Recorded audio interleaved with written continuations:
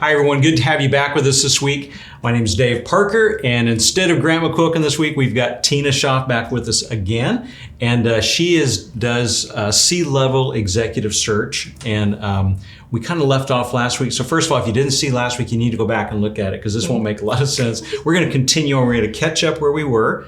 And I'd like for you to continue with the idea of what happens after you've how are you going through how are you taking candidates through the interview process? Okay. And then what happens after you've interviewed them, or what are you doing to get them there? And then just kind of explain that a little bit. Then we're going to take you, we're going to help everyone understand through a real live case study of what happened with the company that was getting ready for sale. Mm-hmm. Okay. Excellent. So on the candidate side, once I've determined everything for the company and I understand what is needed, then we move into the search process. Okay. And the search process is multi-tiered. It usually takes any given candidate a couple of weeks to get through it, quite frankly, which is shocking to some people. Wow. It's shocking to the candidates for sure, because they're used to, ring, ring, here I am, I'm so great, and don't you want to hire me? And instead, what I have them do is I have them take an assessment. I have them do homework. They're not used to that either, by the way. And then they work for their job. Yeah, they have to work for the interview, actually. And so after I have them go through and I determine through at least a couple of intake, conversations, and this is also, if not in person, on video, so that I'm looking at them directly in the eyes. Then if I decide that they should be part of the process, they're going to have to do some more homework, which means that they're going to have to verify and validate everything that they've done in their career in detail.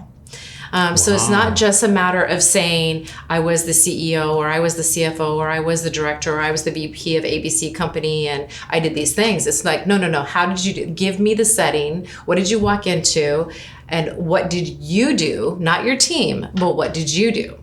So I make them go through and verify and validate their entire career. Which is really important, because I was hearing a story last week of two different people who half of what they said wasn't even true. It's very common, very common. That's just unbelievable. So I have them validate that. And if they validate and I believe it, I do believe it to be true, then they may be considered for my client.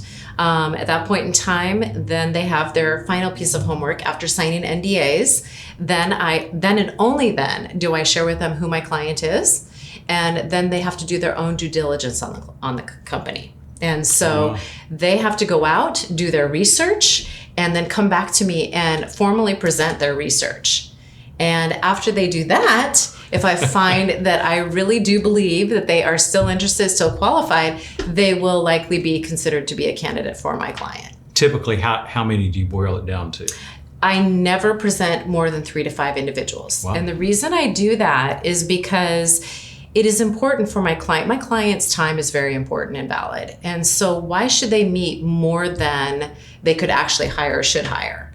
And so when it gets down to those 3 to 5, they literally could hire any of those 3 to 5. And they should work. And they do. Yeah. And in some cases, actually, they've hired more than one of those 3 to 5. Do you have a success rate? I do. I have a 98.7% success rate. Really? That's a real number. Yes. Wow. That's So, impressive. and that means the next question that I get is that means they've been in their role for at least 2+ years. And there's times where that they retire from that role. Another question I had is about the time frame. I happen to know that out in the real world, C-suite or the executive level placement can take, am I hearing correctly, like 9 months to a year? Easily.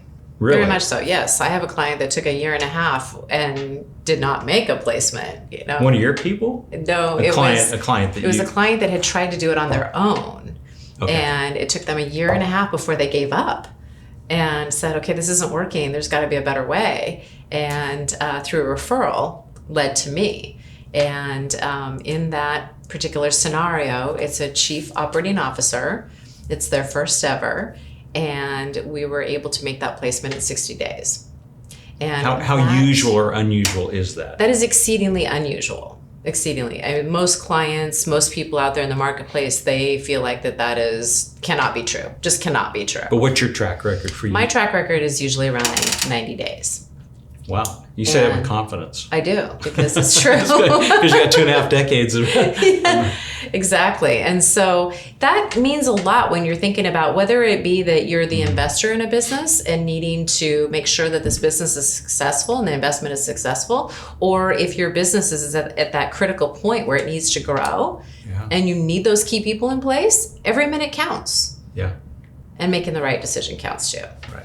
Okay, so I met a business owner. It's a home services company that you placed their manager, their COO, their COO a while ago, and we're going to leave that whole company anonymous. But I'd love for you to tell a little bit about what the expectations were of the owner, which are typically the people who are listening to these things, versus what you ended up doing. I think that's really important. So it's a fun story. Go for it. So I came in to meet with the CEO for this home services company, and he had an idea of what he needed for his company and told me what that was. And I went through my normal process where I meet with in this case, the CEO, and other people, key executives and key employees of the company. And through that process, what I learned based on his goals and objectives for the company and getting it ready to be sold is that he actually needed a COO. A chief operating officer.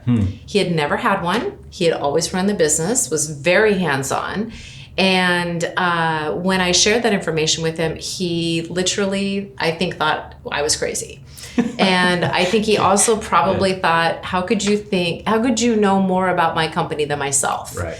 And because he built decades building this, right? He did. Yeah. And it was a second generation. And so, we tussled a bit over that.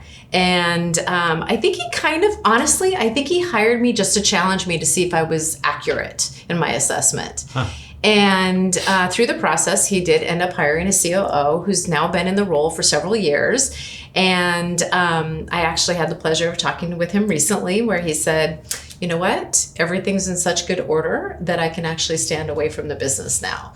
And so I believe that he's probably getting to that point where he's starting to think about that sale again. And what's interesting about that, and this doesn't do my side of the business any good at all, but oftentimes you'll find a business owner that puts in someone like that and then goes, you know what, maybe I don't need to sell quite yet. But you know what, in this particular case, he made a really good decision because it allowed him to get some other parts of his company together. And financially, and he's going to sell for a lot more than he would have before. Definitely. And the reason is because he's got the management in place, which is really important for about 3/4 of the buyers out there. And that's what I want to talk about in next week's video is how do we distinguish the different types of buyers and what they need? And this is where I think it'll be an interesting conversation because we've got the real life stories and data on who's looking for what out there. So you want to definitely tune in next week and hear this. So thanks for being with us again, Tina. Absolutely. Thank you. Look forward to one more.